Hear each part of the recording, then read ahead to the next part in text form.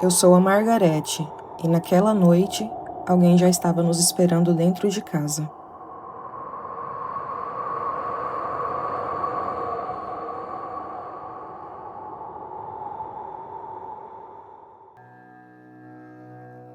Morávamos em Sullivan, uma cidade pequena demais para surpresas ou mistérios.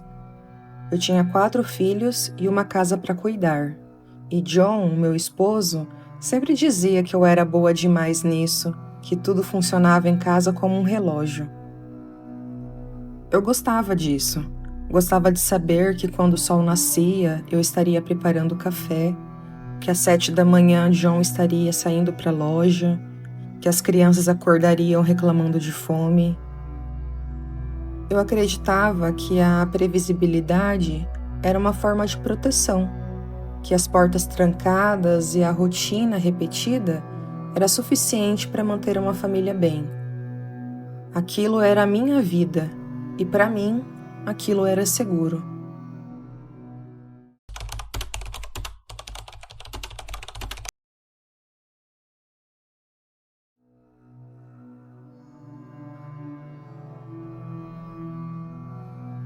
Domingo foi um dia normal. Quente demais para a época, mas nada que incomodasse muito. Eu tinha coordenado o programa das crianças na igreja, aquele tipo de evento que a gente faz todo ano, onde as crianças cantam, recitam versículos e fazem pequenas apresentações para a comunidade inteira. Lilian, minha filha de 10 anos, tinha convidado as irmãs Foster, que é a Hilda e a Agnes, para dormir em casa depois do programa. Elas eram boas meninas, sempre educadas, filhas de uma família próspera que morava numa fazenda grande a uns 10 quilômetros da cidade. As meninas tinham participado do programa também, cantando num coral com outras crianças. O programa começou às 8 horas da noite. A igreja estava cheia, os bancos de madeira estavam ocupados por quase todas as famílias da cidade. Eu me sentei mais para frente e eu vi a John a algumas fileiras atrás, perto do corredor.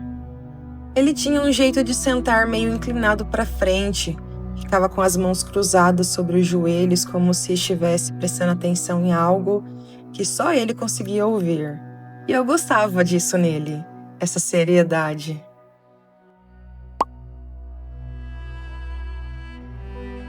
Todas as apresentações aconteceram e foi muito legal.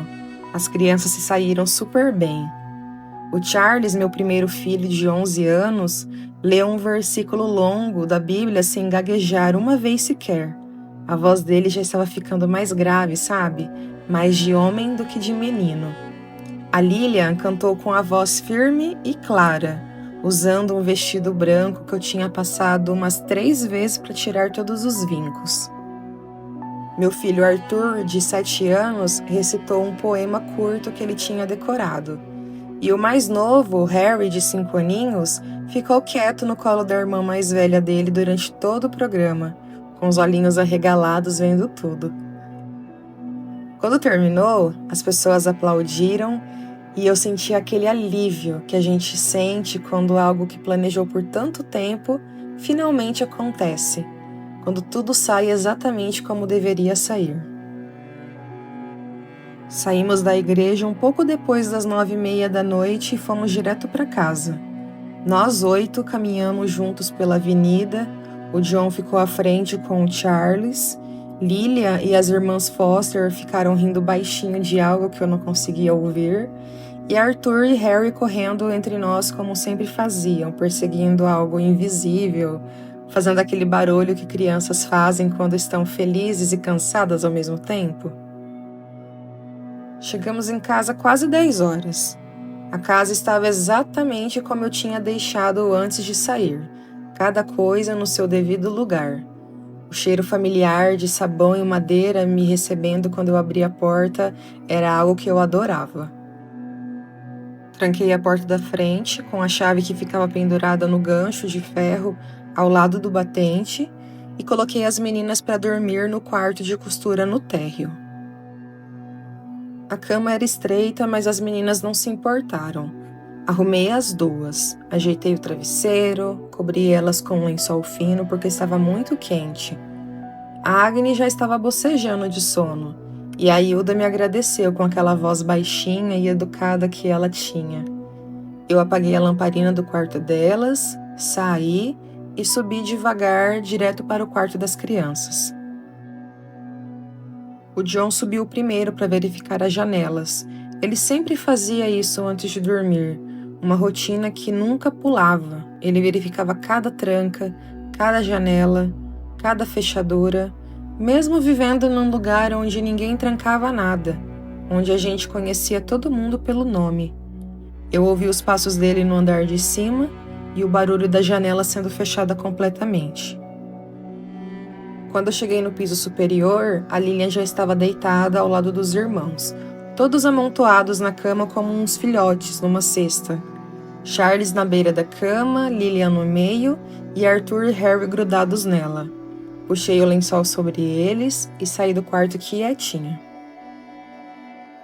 Entrei no meu quarto, coloquei a camisola e me deitei ao lado do meu esposo. Eu me lembro de pensar que eu estava cansada, mas sabe quando é um cansaço bom? O cansaço de quem trabalhou direito o dia todo e de quem viu as coisas darem certo? O John murmurou algo sobre o programa ter sido bonito, eu concordei, fechei os olhos e acabei dormindo.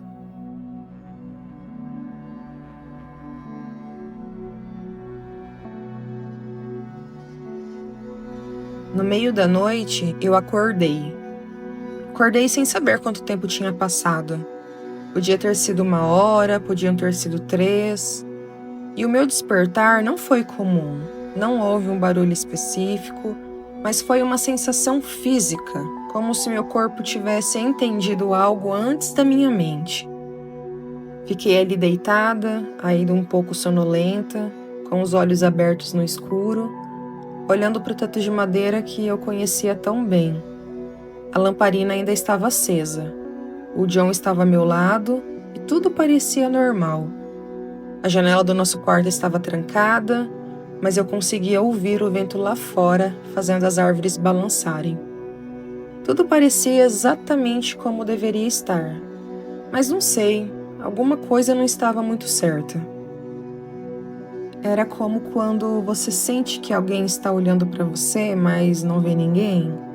Como quando você entra num cômodo e sabe que algo mudou de lugar, mas não consegue identificar o quê.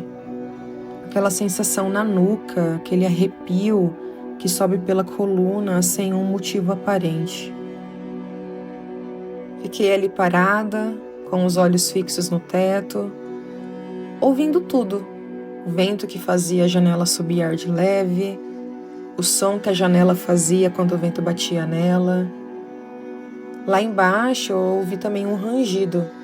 Podia ser a casa se acomodando como sempre fazia quando a temperatura caía à noite. Ou podia ser uma das meninas levantando para ir no banheiro externo. Eu quase levantei para verificar, quase. Mas então pensei que se fosse alguma coisa importante, eu ouviria de novo. Então eu fiquei ali parada, só observando.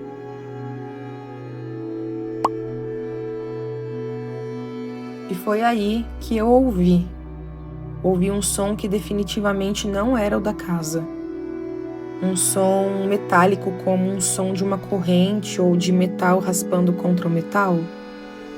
Veio de algum lugar lá embaixo, mas não durou muito. Foram 3 ou 4 segundos. Depois, o silêncio prevaleceu. Só que agora, o silêncio ele era diferente. Era um silêncio que parecia estar esperando alguma coisa.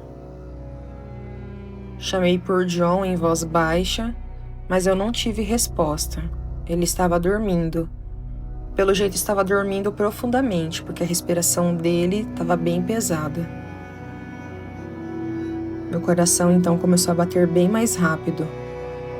Eu tentei respirar devagar, a pensar racionalmente, a me convencer que estava imaginando coisas, que tinha sido vento, que tinha sido um galho batendo na janela, que tinha sido qualquer coisa, menos o que eu estava começando a temer.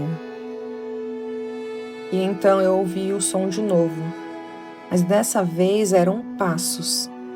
E não eram passos de criança, eram passos mais pesados, de um adulto.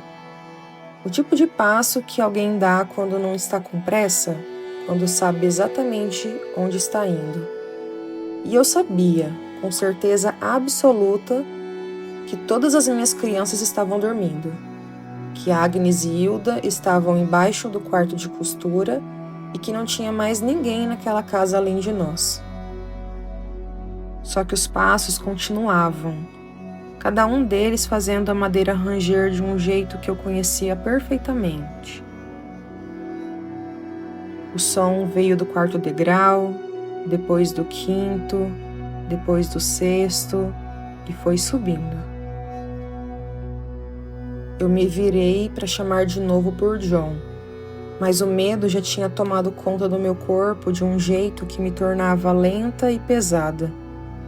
Eu não vi ninguém de imediato, mas eu senti a presença, aquela sensação inconfundível de quem não está mais sozinho. Abri a boca para chamá-lo, para dizer o nome dele, mas antes que qualquer som saísse da minha garganta, eu vi.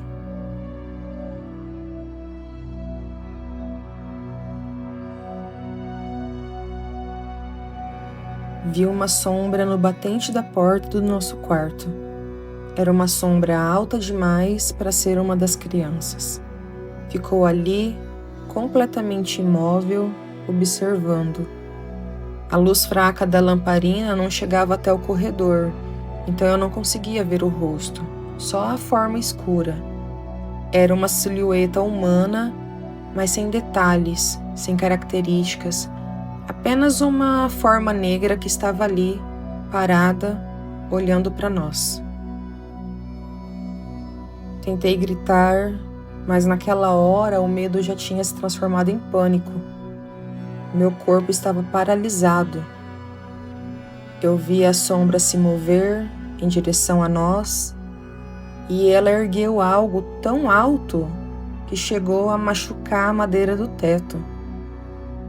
E então veio o primeiro som agudo. E depois o impacto contra John. Foi como um estalo molhado, como quando você quebra um galho verde, só que pior, muito pior. John se contraiu todo de uma vez. O corpo dele sacudiu na cama do meu lado, mas ele não fez nenhum som, além de um gemido curto e sufocado. E então veio mais outro golpe.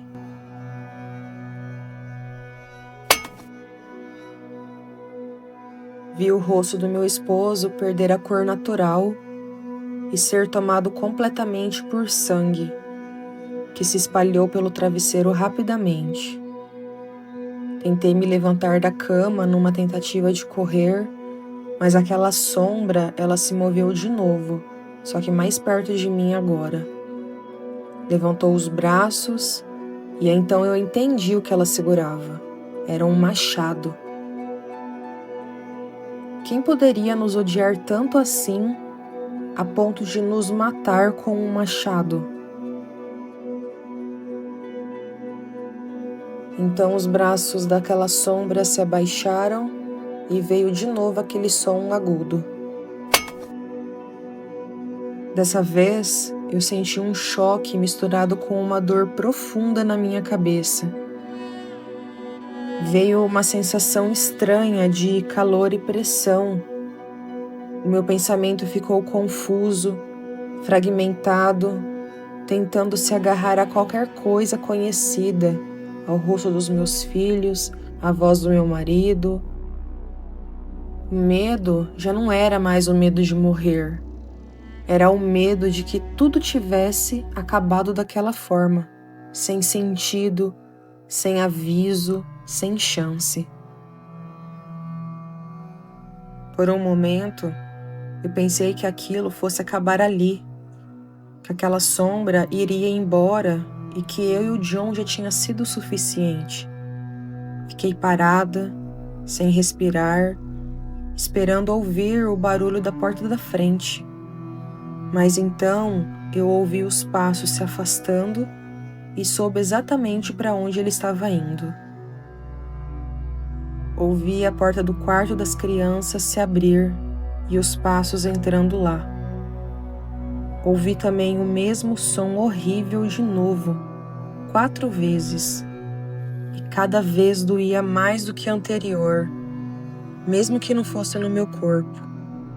Era como se cada som rasgasse alguma coisa dentro de mim que não podia ser rasgada. Como dói lembrar dos meus filhos, dos meus pequenos. A sombra voltou para o meu quarto e se aproximou de novo de John. Eu ainda estava consciente. Eu vi o braço dessa sombra subir, vi o machado descer, de novo, e de novo, e de novo. O som era diferente, era um som mais molhado. Quando eu olhei pela última vez para o meu esposo, eu nem consegui mais o reconhecer. A cabeça dele havia perdido o desenho natural e seus olhos já não estavam mais em seu rosto. A última coisa que eu senti foi tristeza e um peso enorme, como se algo estivesse pressionando a minha cabeça contra o chão. E depois, eu senti mais nada. Não houve mais dor, nem medo e nem pensamento. Apenas o fim da sensação de estar ali. Eu sou a Margarete, e isso é que eu não pude contar.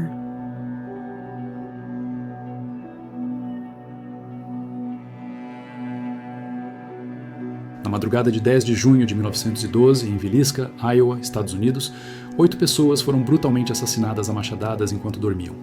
As vítimas foram Josiah B. Moore, 43 anos, sua esposa Sarah Montgomery Moore, 39 anos, e seus 4 filhos, Herman, 11 anos, Mary Catherine, 10 anos, Arthur Boyd, 7 anos, e Paul Vernon, 5 anos. Também foram mortas 2 convidadas, as irmãs Lena Gertrude Stillinger, 12 anos, e Ina Mae Stillinger, 8 anos. A família Moore e as irmãs Stillinger haviam participado do programa Children's Day na igreja presbiteriana local, coordenado por Sarah Moore. Retornaram para casa por volta das 22 horas. Os corpos foram descobertos na manhã seguinte por uma vizinha preocupada com o silêncio incomum da casa. A investigação concluiu que o assassino entrou na casa enquanto a família estava na igreja e esperou no sótão até que todos estivessem dormindo. Evidências sugerem que ele atacou primeiro Josiah e Sarah no quarto do casal. Depois, as 4 crianças no quarto adjacente e, finalmente, as irmãs Stillinger no quarto do térreo. Josiah recebeu cerca de 30 golpes, a maioria pós-morte, e seu rosto ficou irreconhecível. Os demais foram atacados com o lado cego do machado. Após os assassinatos, o assassino cobriu os rostos das vítimas com panos, cobriu todos os espelhos da casa e permaneceu na residência por horas, comendo e se lavando antes de sair e trancar a porta. Diversos suspeitos foram investigados ao longo dos anos, incluindo o reverendo George Kelly, que foi julgado 2 vezes e absolvido, Frank F. Jones, rival comercial de Josiah, e William Mansfield, possível assassino contratado. Algumas teorias sugerem conexão com uma série de outros assassinatos por machado que ocorreram na região entre 1911 e 1912. O caso nunca foi solucionado. A casa foi preservada e hoje funciona como um museu, mantendo a aparência de 1912. Se essa história mexeu com você de alguma forma, deixe seu like aqui no vídeo e se inscreva no canal. Aqui toda semana, histórias que nunca puderam ser contadas.